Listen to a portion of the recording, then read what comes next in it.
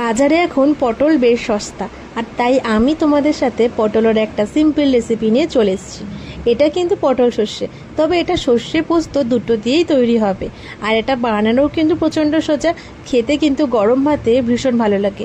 তোমরা কিন্তু এটা অবশ্যই একবার ট্রাই করো। তো চলো এটা কি করে তৈরি করবে তোমাদের সাথে সেটাই শেয়ার করি। এটা তৈরি করার জন্য সবার প্রথমে কিন্তু পটলের গায়ের যে শক্ত খোসাটা সেটাকে কেটে বাদ দিতে হবে। তারপর এটাকে 2 পিসও করতে পারো, আবার 4টে পিসও করতে পারো। তো আমি তো এখানে এগুলোকে 4 পিস করেই টুকরো করেছিলাম।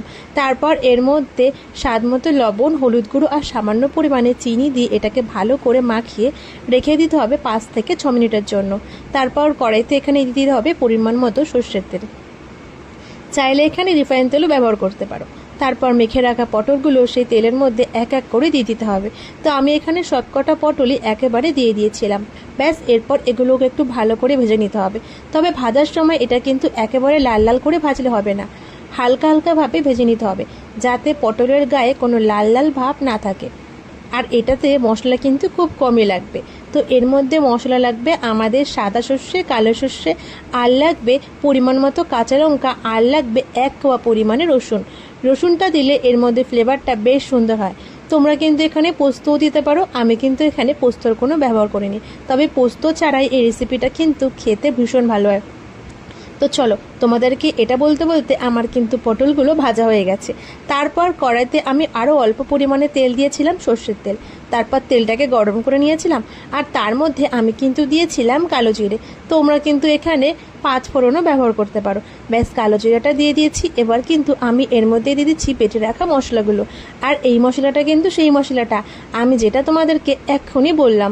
তো মশলাটা দেওয়ার পর আমি ওর মধ্যে দিয়েছিলাম পরিমাণ মতো জল। সর্ষে বাটা দেওয়ার পর কিন্তু বেশি কষাতে নেই, তাতে এটা তিতো হয়ে যেতে পারে। তারপর জল দেওয়ার পর আমি এখানে দিয়েছিলাম স্বাদ মতো লবণ আর পরিমাণ মতো হলুদ গুঁড়ো। এরপর এটাকে ভালো করে ফুটতে দিয়েছিলাম।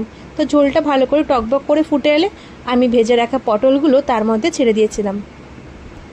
এটাকে ঢাকনা দিয়ে প্রায় 10 মিনিটের মতো ভালো করে ফুটতে দিতে হবে। তারপর যখন ঝোলটা একটু গাঢ় গাঢ় হয়ে আসবে তখন এর মধ্যে দিতে হবে কাঁচা সর্ষের তেল। কাঁচা সর্ষের তেল দিলে এর মধ্যে একটা সুন্দর গন্ধ আসে, আর ফ্লেভারটাও কিন্তু বেশ ভালো হয়। সর্ষের তেলটা দেওয়ার পরে এখানে দিতে হবে খুব অল্প পরিমাণে চিনি। চিনি দিলে না এই তরকারিটা হালকা একটা মিষ্টি ভাব আসে, আর তার জন্য কিন্তু এটা খেতে আরও বেশি ভালো লাগে। তোমরা গরম ভাতে অবশ্যই একবার এই পটল সর্ষেটা ট্রাই করবে, আর অবশ্যই ট্রাই করে আমাকে কিন্তু জানাবে তোমাদের এই রেসিপিটা কেমন লাগলো। চলো, আমার তৈরি হয়ে গেছে পটল সর্ষে।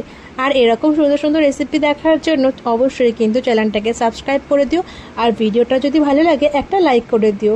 আর তোমরা অবশ্যই জানিও আমার রেসিপিগুলো তোমাদের দেখতে কেমন লাগে। টাটা।